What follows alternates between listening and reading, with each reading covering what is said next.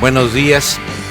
Vamos a hablar un poco sobre economía creativa y desarrollo sostenible, y encontrarán ustedes algunas similitudes, obviamente, en las citas, en las cifras.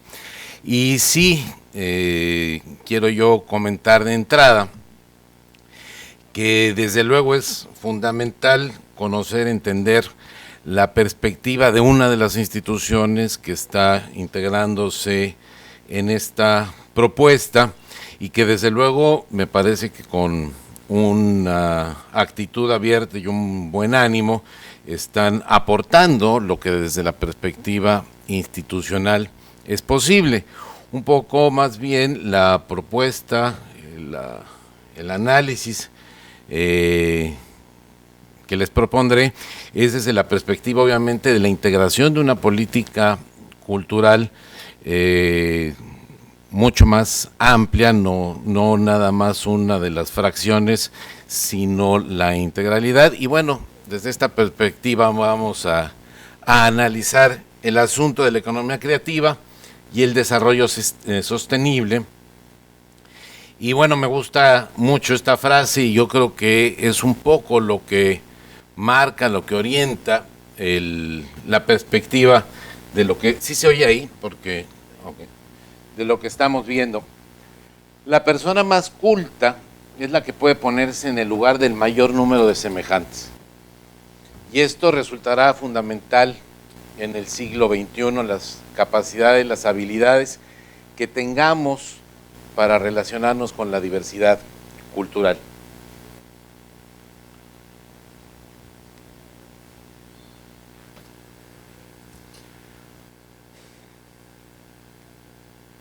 La preocupación que nos tiene un poco aquí es precisamente esta frase, este párrafo inscrito en el programa de gobierno de la actual presidenta en el área de cultura, que nos dice: en 4 años duplicaremos los recursos destinados a cultura en el presupuesto de la nación, aumentaremos el financiamiento de los programas de fomento del arte y la cultura para dar un impulso a las industrias culturales y a lo que hoy se llama economía creativa, y se generará un plan nacional de fomento de la industria y economía creativa de Chile. Esto desde luego llama la atención, porque sí, aquí tenemos algunas cifras de las que habla tan difundido libro de la economía naranja, que nos da cuenta de la aportación de la cultura al Producto Interno Bruto. Aquí tenemos a Chile con 1.6, México 4.8, Panamá 6.4, diversas realidades de América Latina.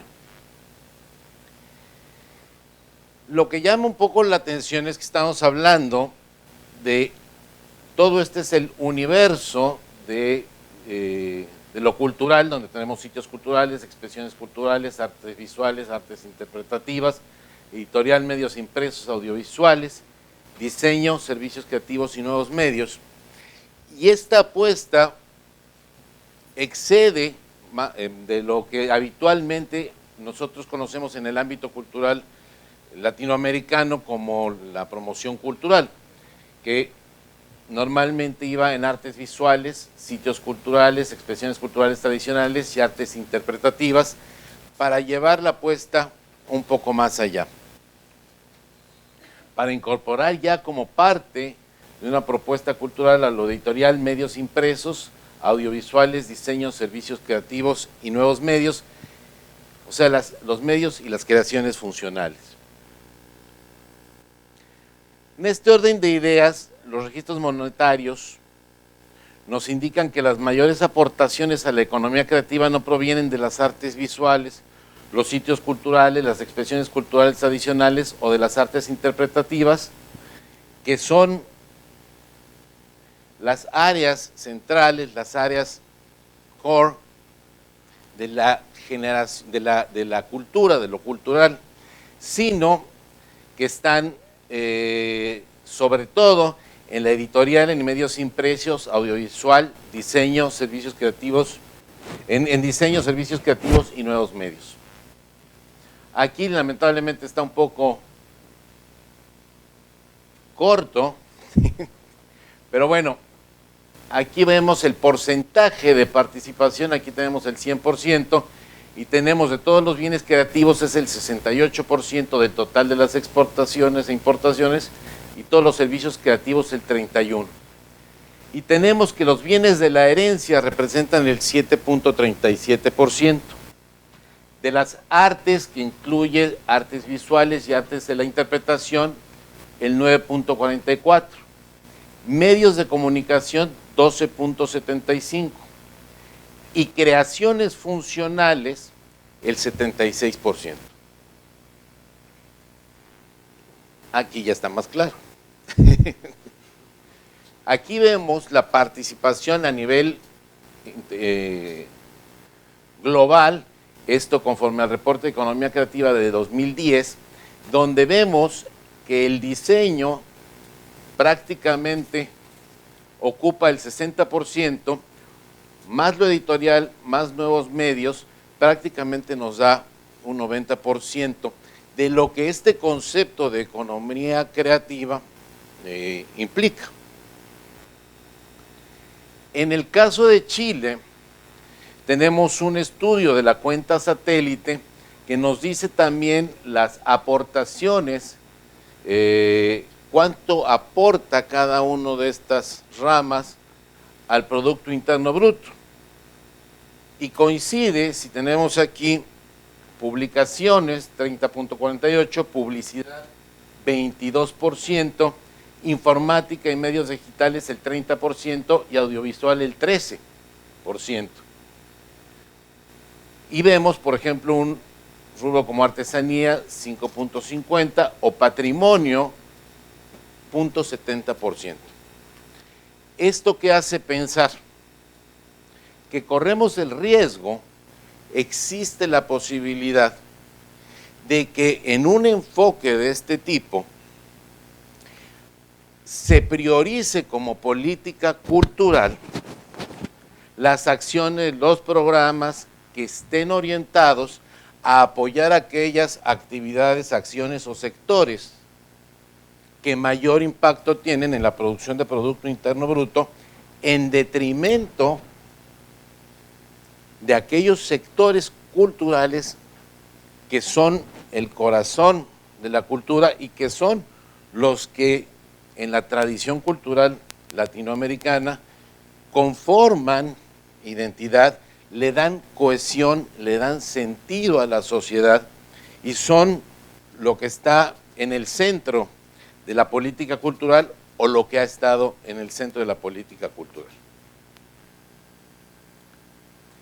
Aquí vale la pena recordar un poco este concepto de economía creativa, qué antecedentes tiene. David Thorsby, en su libro Economía y Cultura, es el primero en destacar que si bien las industrias creativas se refieren a productos y servicios culturales que implican creatividad en su producción y engloban cierto grado de propiedad intelectual, tienen la característica de que transmiten significado simbólico. Es decir, que las industrias creativas no solo producen rendimientos económicos, sino que al ser medios de circulación de bienes culturales y creativos contribuyen a construir y a darle sentido a la sociedad. ¿De dónde surge o en qué momento surge el término de economía creativa? Recordemos que que en 1989 cae el muro de Berlín. Y en aquel entonces aparentemente resulta triunfante un modelo de desarrollo, el modelo de economía de mercado. Y junto con él, prácticamente en la década de los 90, viene esta parte del crecimiento exponencial de las nuevas tecnologías. De repente vimos que emergía detrás de la cortina de hierro una diversidad cultural que no conocíamos.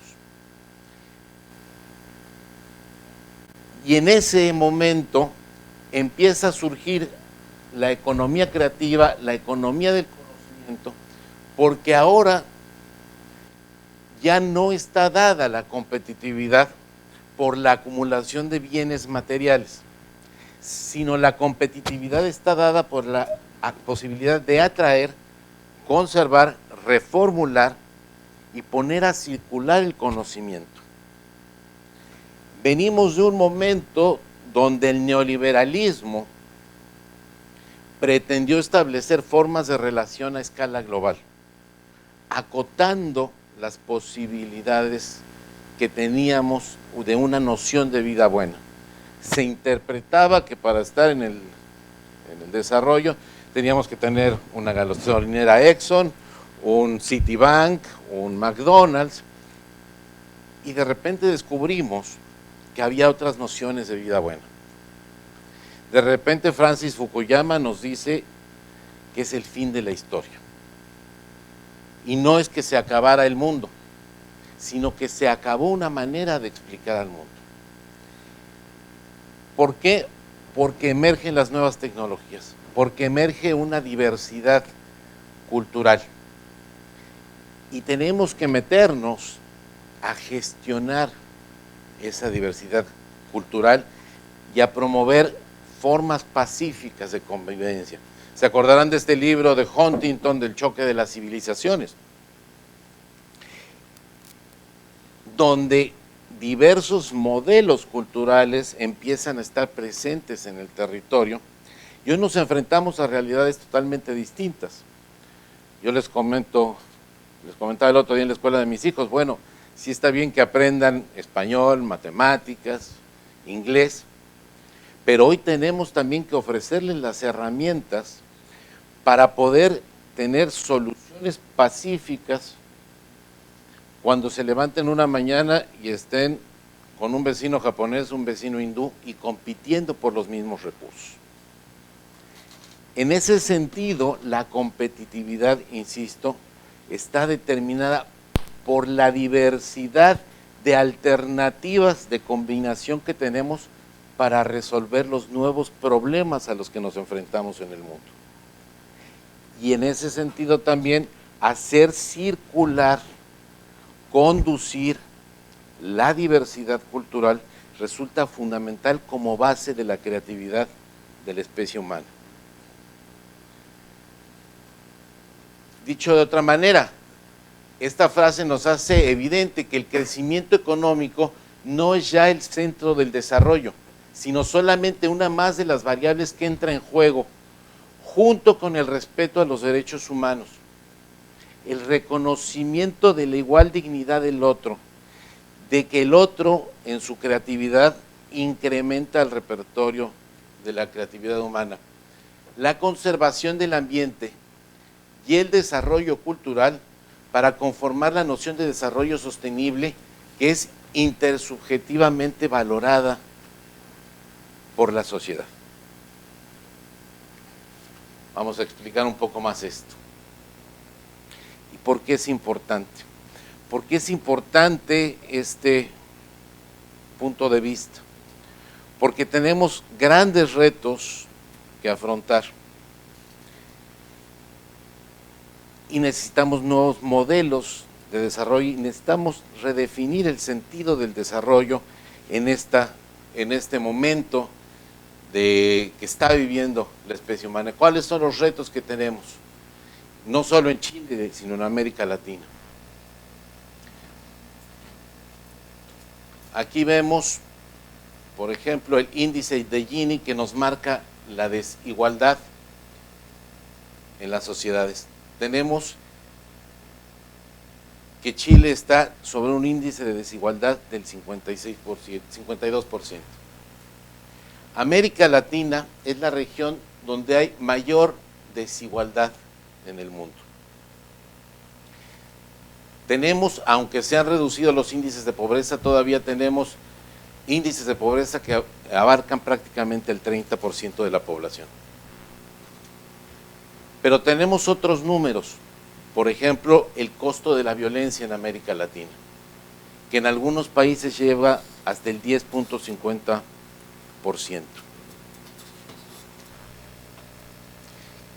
Tenemos altos índices de vulnerabilidad de la población. Afortunadamente Chile está en una situación privilegiada donde personas con niveles de indigencia están en el 4.1%, con pobreza en el 12.8% y vulnerables el 17.8%, que desde luego nada tiene que ver con la situación de Honduras. Este es un mapa de la región donde vemos 3 niveles de desarrollo: alto, medio,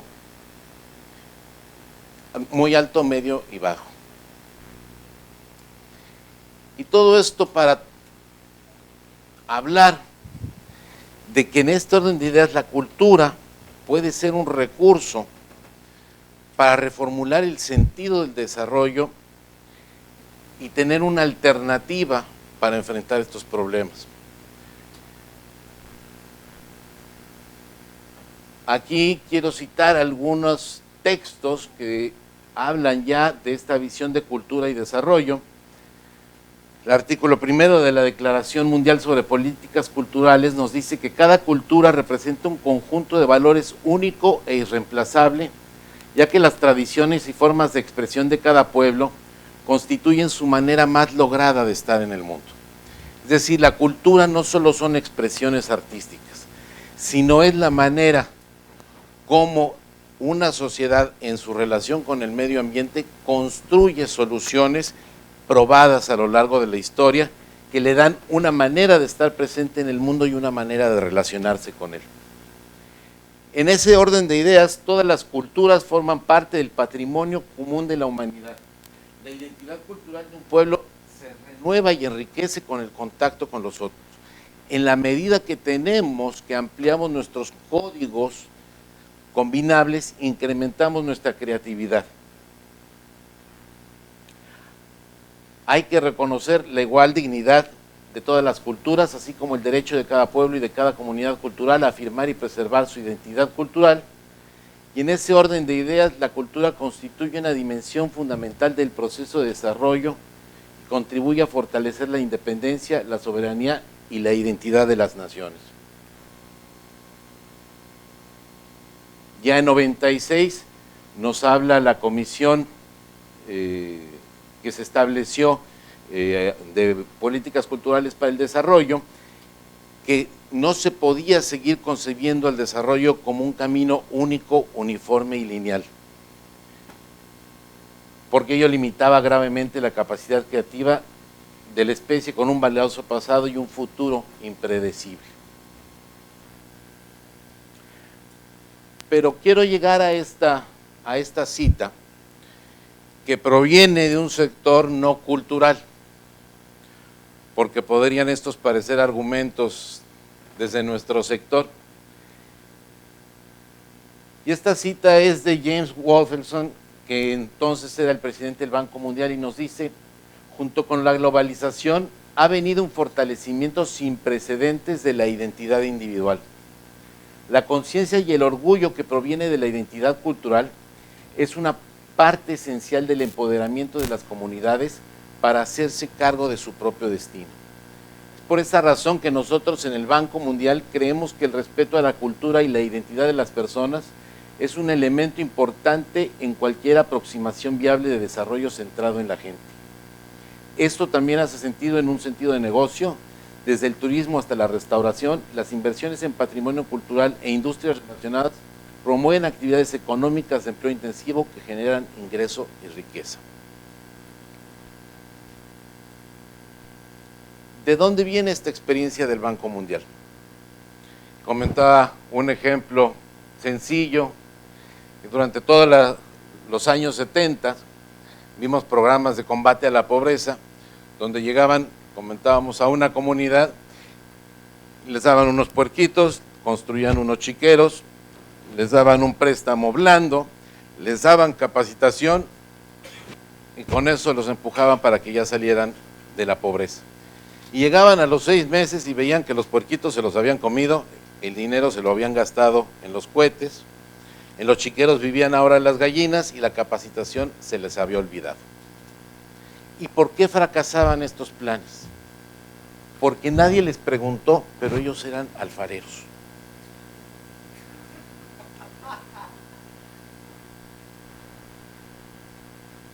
Se buscaba estas soluciones de centro a periferia, de una concepción del desarrollo donde se pensaba que solamente a través del uso de la razón era posible explicar las leyes que rigen el funcionamiento del universo. Luego entonces, si yo descubro leyes de funcionamiento económico en Chicago, son aplicables a Valparaíso. Pero se dieron cuenta que no, que había que tomar en cuenta el entorno, las relaciones de la sociedad con su entorno natural y las soluciones que producían para poder aplicar programas de combate a la pobreza que fueran pertinentes. Y esto también la Academia de Premio Nobel lo considera pertinente. De tal manera que en 1998 le da a Amartya Sen el Premio Nobel de Economía por el concepto, por el valor económico que tiene esto que se describe en esa frase.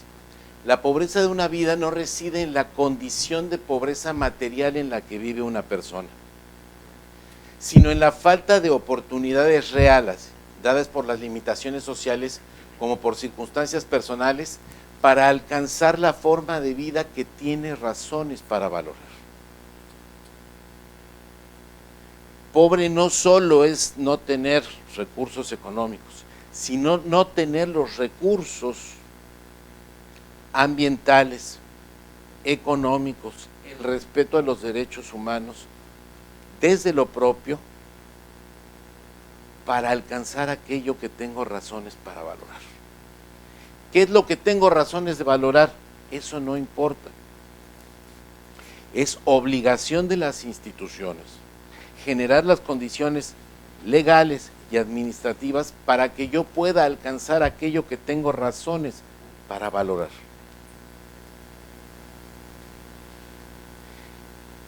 La definición de lo que tengo razones para valorar es un tema cultural. Es lo que valoro de mi relación en mi territorio, en relación con mi sociedad, en un ambiente específico.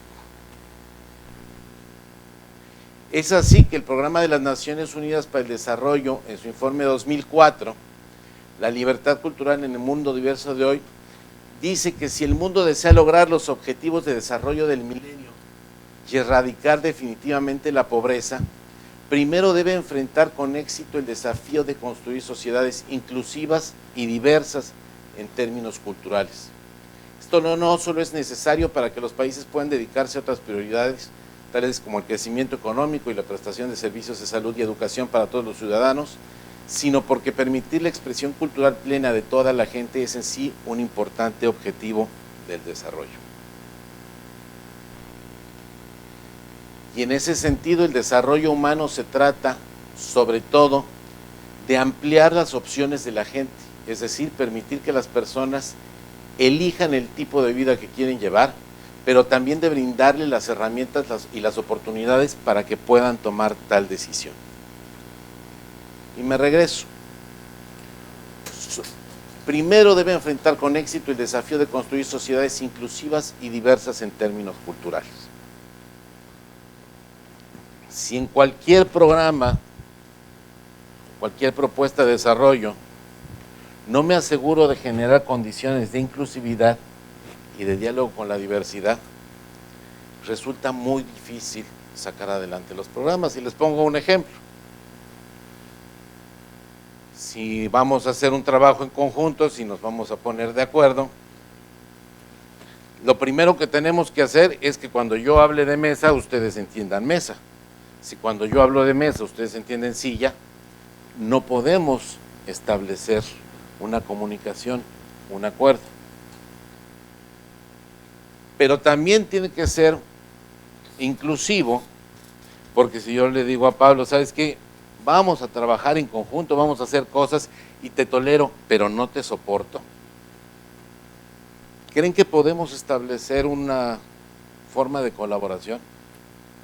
Lo primero que se tiene que hacer es generar estas condiciones de sociedades inclusivas y diversas, donde se vea al otro como alguien que puede hacer un aporte positivo a la resolución conjunta de los problemas nuevos a los que nos enfrentamos.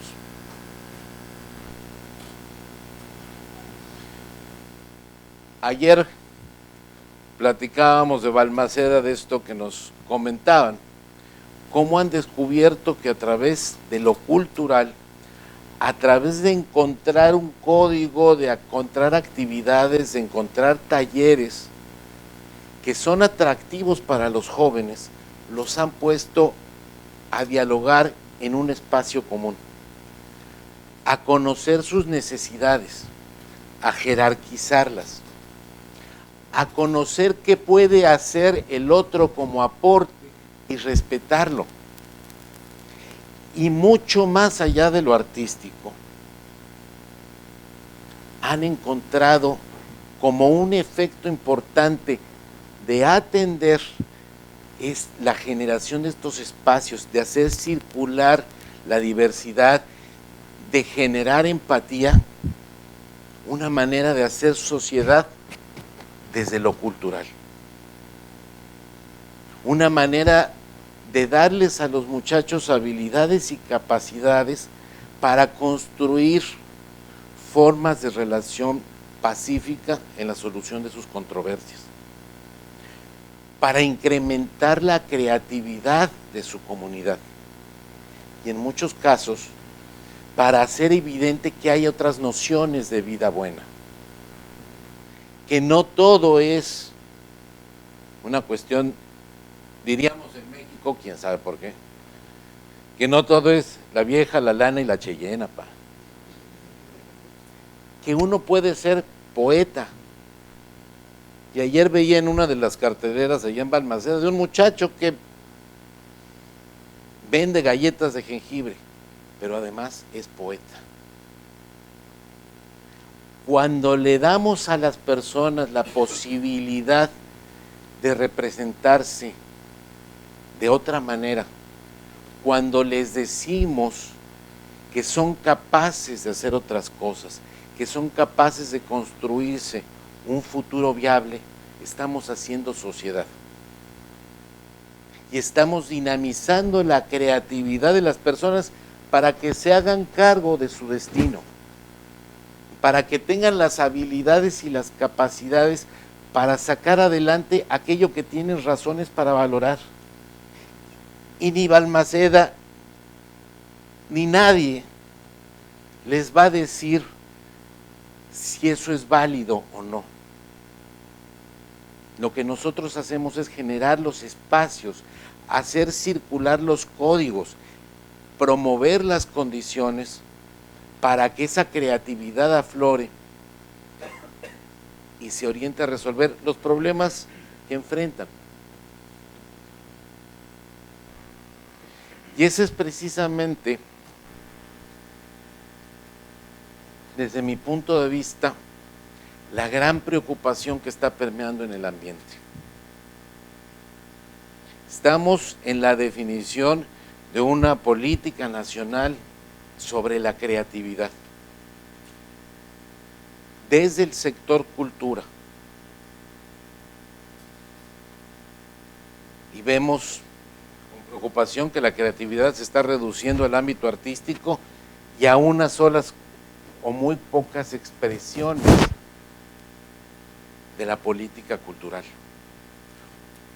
Cuando para que este país, que yo, perdonen que lo diga así, pero como latinoamericano y como mexicano, que convivimos con tanta gente de Chile, en la década de los 70, lo sentimos muy cercano, y para enfrentar los grandes retos de desigualdad que tiene, esta es una alternativa viable, una alternativa desde la gente, una alternativa que promueve la creatividad para hacerse cargo de los destinos.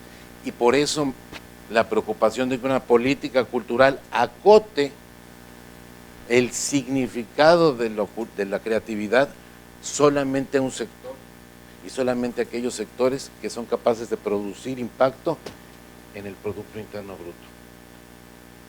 Estamos hablando de la definición de una política nacional, y por eso nos atrevemos a proponer estas alternativas, y así lo destaca el informe sobre la economía creativa. 3 puntos quiero destacar en su edición especial, que se llama Ampliar los cauces del desarrollo local. 1. Tener presente que además de beneficios económicos, la economía creativa genera un valor no monetario que contribuye notablemente a la consecución de un desarrollo sostenible, inclusivo y centrado en las personas. 2. Hacer de la cultura un motor y facilitador de los procesos de desarrollo económico, social y medioambiental. 3. Revelar oportunidades identificando los activos de la economía creativa a nivel local. Y aquí es donde yo veo una enorme área de oportunidad para Chile, que es reconocido a nivel continental por su capacidad en el manejo de las cifras, de las estadísticas, del seguimiento, que es mejorar el acervo de información emprendiendo una recopilación de datos rigurosa como inversión preliminar esencial para la adopción de políticas coherentes de desarrollo de la economía creativa. Hoy Latinoamérica se debate por encontrar nuevas soluciones a la desigualdad, al combate a la pobreza, y tiene una diversidad creativa que la coloca en un lugar privilegiado a nivel mundial. Podemos hacer de lo cultural un recurso para el desarrollo, pero eso cruza por ver a la economía creativa no solamente desde la perspectiva de las industrias culturales, sino como un nuevo arreglo en las decisiones de cómo manejamos nuestros recursos hacia la satisfacción de nuestras necesidades. Nos da posibilidades de que la sociedad también atienda a aquellos que en los procesos de concursabilidad no entran, y darles también una posibilidad y una noción de vida buena.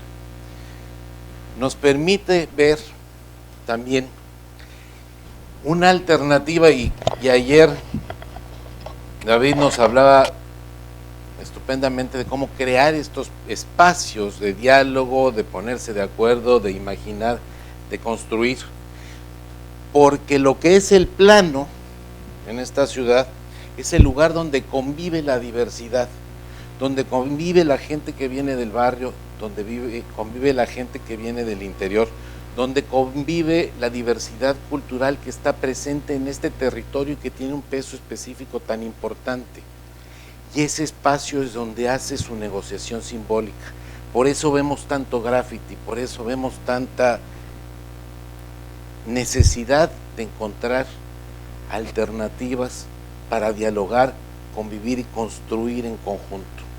Y esta es una magnífica oportunidad, pero también para que nos demos la oportunidad de la creatividad, que es un bien común, que es un bien inherente a las personas, se incremente su diversidad por el contacto con toda la región, con los carnavales, con las fiestas tradicionales, con la gastronomía, con la danza, que no son periferia, son soluciones pertinentes a problemas de relación de sociedades en espacios ambientales específicos y que añaden repertorio a nuestra creatividad. Porque también en la provincia, en el interior, en el territorio por vencer, que decían en el siglo XIX y antes, encontramos emprendimientos creativos que generan amplísimos recursos. Y si no, pregunten qué significa el carnaval, por ejemplo, para poblaciones como Barranquilla o como Brasil.